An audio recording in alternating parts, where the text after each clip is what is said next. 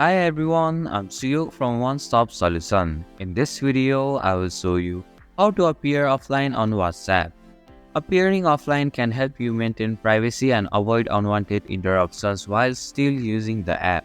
So, let's get started on how to appear offline on WhatsApp. First, open WhatsApp on your device. Tap on the settings option from the bottom right corner of your screen. Go to the privacy settings.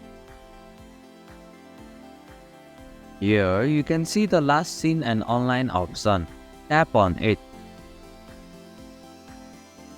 To appear offline, first in the Who Can See My Last Seen section, select the Nobody option. This ensures that nobody can see when you were last active on WhatsApp.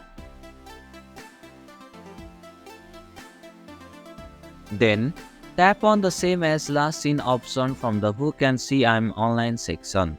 This will make sure your online status is hidden just like your last seen status.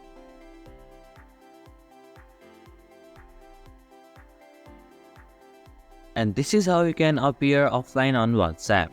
Thank you for watching One Stop Solution. Hope this video was helpful. If it was, then hit the like button and comment down if you have any questions or feedback.